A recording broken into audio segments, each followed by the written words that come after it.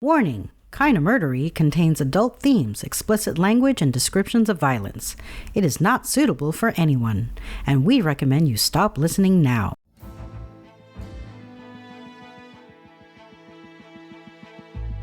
Hello everyone, and welcome to Kinda Murdery, a true crime podcast that's mostly about murder, and always about the strange and compelling stories that arise when the path less traveled twists to darkness, and those who walk its shadows surrender to violence and corruption. I'm your host, Zevon Odelberg, and we have a perilous journey ahead, so thank you for lending me your courage and good company. Tyreus was married to Pandion's daughter Procne, but he lusted after her sister Philomela. After persuading Philomela to come with him to pay her sister a visit, he locked her in a secluded guarded hut and raped her repeatedly. Afraid she might tell someone, he cut out her tongue. Philomela found a way to alert her sister by weaving a storytelling tapestry. Procne rescued her sister, and after seeing her, she decided on the best way to get revenge and prevent the line of abusers from continuing.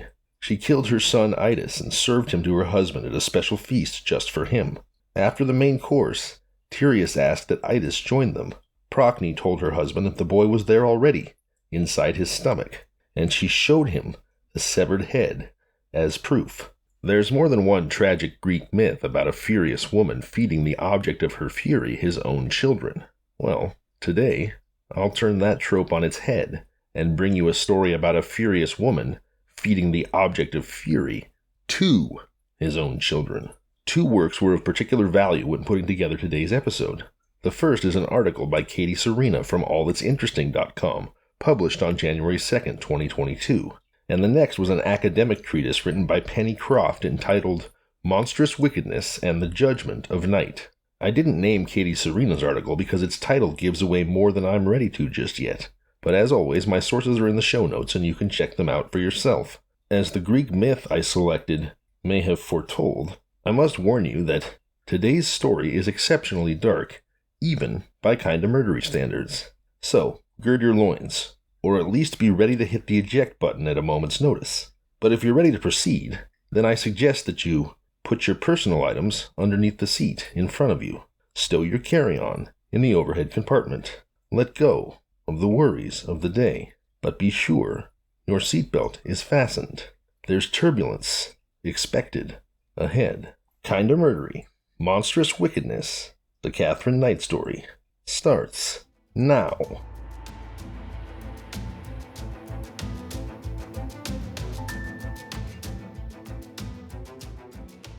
I'm about to tell you the story of the first woman in the history of the Commonwealth of Australia to be sentenced to life in prison without the possibility of parole. And this is actual life in prison, never to be released, not the 25-year sentence that's sometimes called life in the U.S. Her name is Katherine Knight. The crime for which she was convicted was committed in the year 2000, and she is serving that life sentence as we speak. Knight's trial was brief, and that which did occur focused less on proving her guilt and more on demonstrating that she was an inhuman monster. To that end, prosecutors convinced the judge that Knight's horrific crime was inspired by the horror movie Resurrection. And while horror movie fans, of which I'm one, may take exception with the assertion that being a horror movie fan can inspire one to be a heinous murderer as well, let's take that valid objection and set it aside and stick to the facts of this case.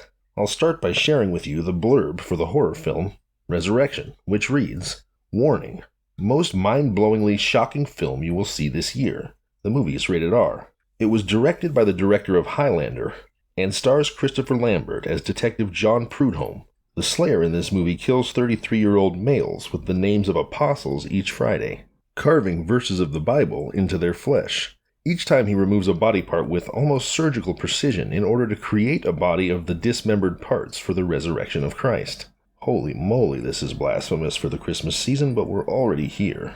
There's nothing to do at this point but soldier on. The killer needs the blood of a newborn baby boy born at midnight of a mother named Mary, and it's his routine and predictability that is his downfall. Detective Prudhomme saves the baby and in the process himself and shoots the slayer. Katherine Knight enjoyed macabre, disturbing, and gruesome videos.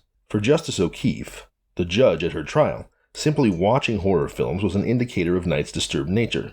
However, for horror film fans, Resurrection is not particularly graphic or horrifying. Much of the killing takes place off-screen, with the focus instead on the late arrival of the police to an abject scene organized by the perpetrator. In fact, the first violence on screen is by the police against one of their own.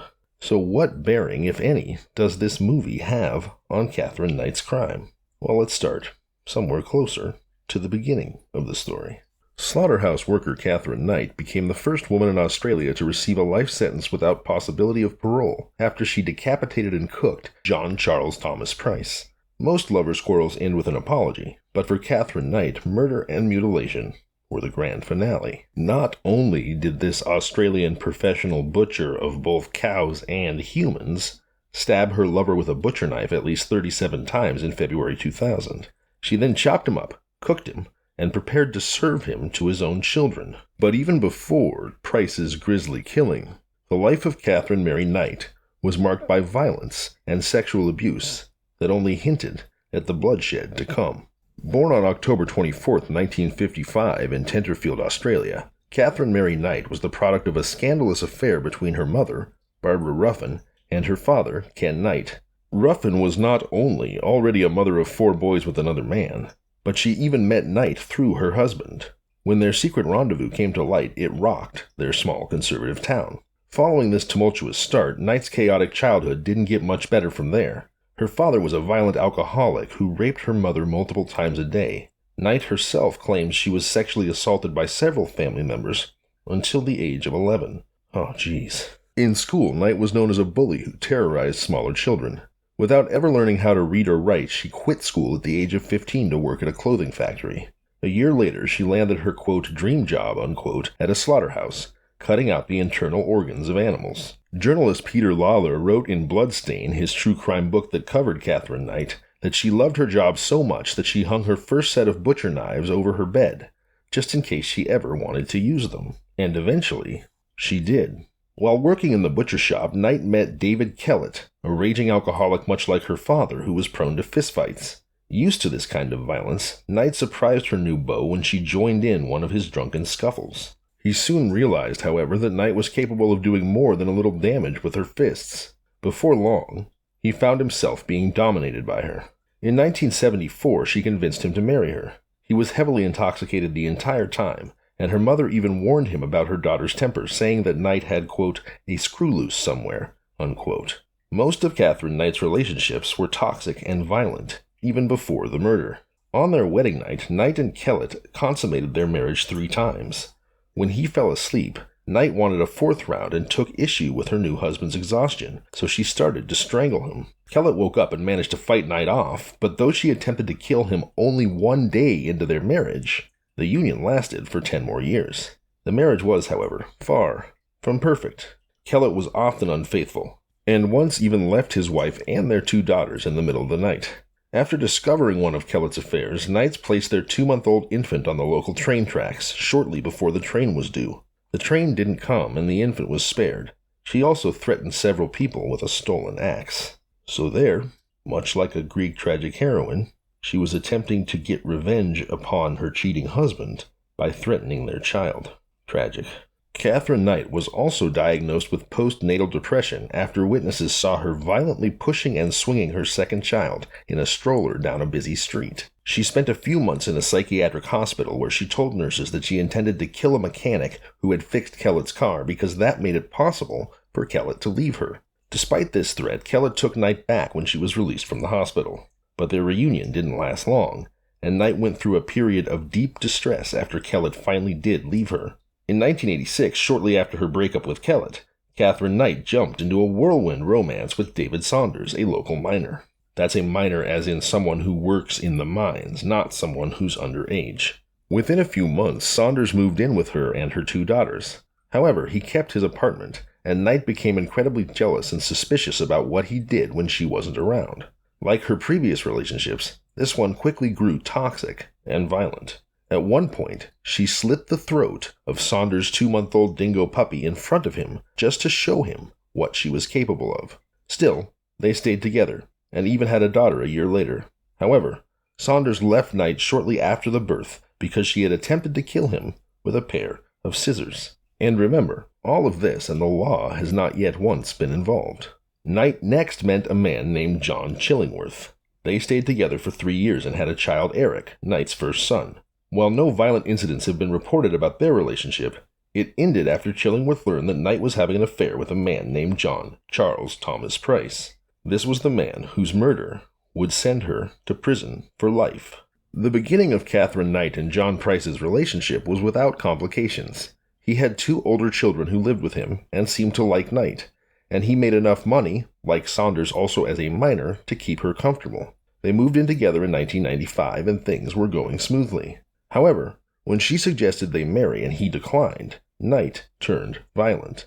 Knight framed Price for stealing things from his company and got him fired. Though he initially kicked her out, a few months later they started seeing each other again. However, this time he refused to let her move back in. According to their friends and neighbors, Knight's violence began to escalate.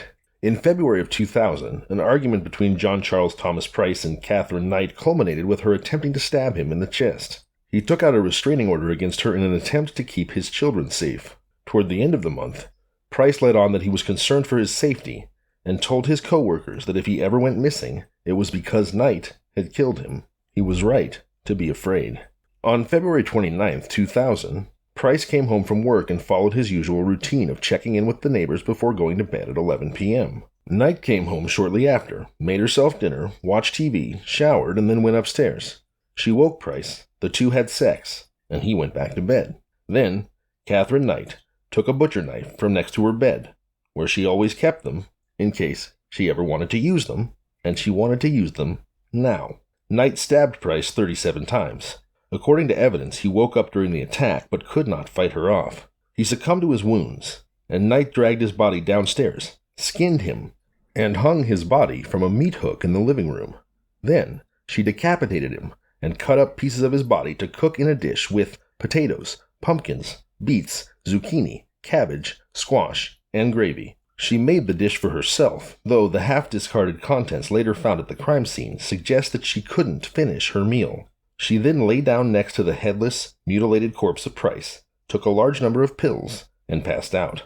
Price's co-workers heeded his warning the next morning and called the police after he didn't show up for his shift.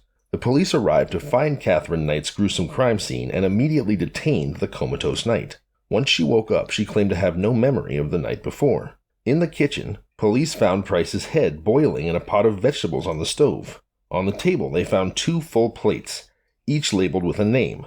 In horror, the police realized that Knight had planned to serve John Price's body parts to his children. Despite her claims that she had no recollection of the night John Charles Thomas Price died, Katherine Knight was quickly charged with murder. In October of 2001, her trial commenced, but it didn't get very far. For reasons that remain unclear, Knight changed her plea to guilty, and the judge adjourned the case without testimony. She was escorted to prison that day, and the judge ordered that her papers be marked, quote, never to be released, unquote.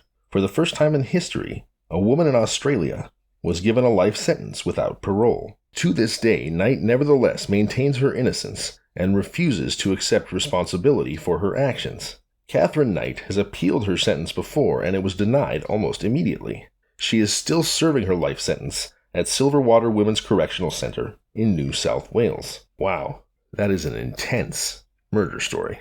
I'd like to pause here for just a moment to remind you, as I often do, about the 3-digit lifeline number 988 that you can call to receive immediate counseling for substance use, mental health, or suicidal thoughts. So, if you find yourself in acute crisis, and I hope you do not, but if you do, please call 988.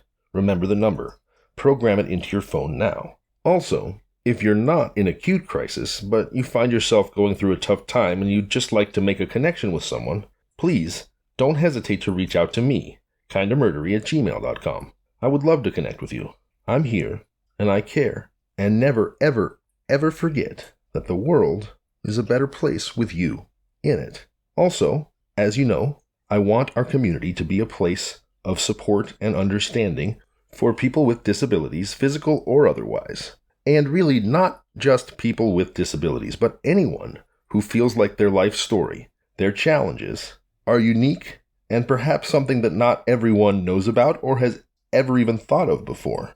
Sometimes we need to hear from a person about what they go through before that person becomes real to us. And it's my hope that by sharing our stories through the Kinda Murdery community, we can all become a little bit more real to each other, and hopefully build empathy that way. If you'd like to share your story, and of course it's up to you whether it gets shared with the community, you can just share it with me and we can keep it between us if you'd like. But if you'd like to share, again, don't hesitate to reach out to me. kindamurdery@gmail.com or @kindamurdery on all social media. Now, before I let you go, I'd like to read you an excerpt from Penny Croft's academic treatise entitled Monstrous Wickedness and the Judgment of Knight. While I'm not sure that this excerpt sheds any new light on Katherine Knight's crimes, it does create a fascinating rubric through which to understand female murderers and their relationship to the larger justice system. Or at least that's what I thought. Please make your own determinations. Here we go. Again, quoting Penny Croft here. Barbara Creed's analysis in The Monstrous Feminine provides an alternative perspective on the place of female monsters in law. She asserts that female monsters are defined in terms of their sexuality, as with all stereotypes of the feminine. In particular, Creed argues that the monstrous feminine is constructed in relation to her mothering and reproductive functions. The monstrous feminine speaks to us about male fears, specifically castration. Although not much emphasis is placed upon it in the judgment, Katherine Knight is represented as having a voracious sexual appetite. Her former husband Kellett stated that on their wedding night, in which she choked him by grabbing his throat because of what she perceived to be his comparative inadequacy at sexual performance, if you'll recall that was only being able to go 3 times and not 4. Knight also threatened Price and other lovers with castration, saying, quote, "If you leave me, I will cut your balls out," unquote. Knight appears to have had sex with Price just prior to killing him. She had a joyous day apparently filled with loving grandchildren and children, followed by enjoyable sex with no hint of aggression. Postcoital death is a common feature of horror films. Katherine Knight appears to embody a classic position of female monster, having sex and then devouring her lover, a black widow spider. In addition to fitting the mold of the cannibalistic castrating woman, Knight parodied the feminine with an excessive performance of the nurturing maternal. Her use of a knife to kill, which could have Freudian interpretations of penetration, is consistent with the tendency of women to kill usually violent intimates with household implements, particularly knives. Knight used a knife, but exceeded common practice. Instead of just using a kitchen implement, the facts are clear that she used a knife from her trade, and specifically as part of the scene. Knight was defiantly feminine in her organization of the crime scene and the rite of defilement, extravagantly parodying the role of mother and nurturer. In particular, when cooking Mr. Price's body parts, she took the time to prepare and peel vegetables. She exceeded her role as nurturer by leaving plates for her stepchildren with buttock steaks and cooked vegetables by the stove. This was performative as she knew that the children would not be returning to the home in the near future. She also left some buttock steaks for a non-existent dog. This was an excessive performance or parody of the nurturing maternal, a defiantly female monster. Moreover, Knight refused to speak at the trial, with silence a traditional and mythic feminine role. Accordingly, and despite attempts in the judgment to neutralize Knight's gender, her exaggerated performance of femininity at the crime scene resulted in her characterization as a female monster. It was this abhorrent feminine behavior that was depicted as depraved, monstrous, and abject. She performed an excess of femininity. The monstrous feminine exceeds the law. It is created when legal categories are exhausted due to a failure to comprehend women who kill. The monstrous feminine suspends gendered assumptions of the victim-perpetrator dichotomy and disrupts the categories themselves. It demonstrates the advantage of complex notions of violence and culpability that are unrestricted by a requirement to ascribe either victim or perpetrator status. The possibility of monsters that have themselves been victimized is a possibility within the genre of horror. Monsters such as Frankenstein, vampires, and zombies are perpetrators of violence who have themselves been the victim of abuse, violence, and contamination. Ultimately, though, horror fiction illustrates that these monsters disrupt and offend the boundaries of law and society, and are abject beings who require or beseech resolution. Katherine Knight's extravagant acts of violence, particularly her earlier killing of a puppy, are reminiscent of Glenn Close's fictional character in Fatal Attraction, with a complicated story of female violence. Conclusion? That monsters challenge and transgress cherished classifications, undermining ordered relations and identity.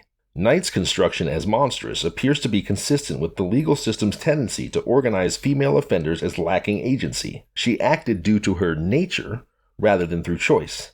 However, monsters are in an active, not passive position, disrupting the association of women with victimhood and passivity, and reaffirming and reflecting the monstrosity of Katherine Knight. I'm Zevon Odelberg, and this has been Kinda Murdery. See you on Thursday.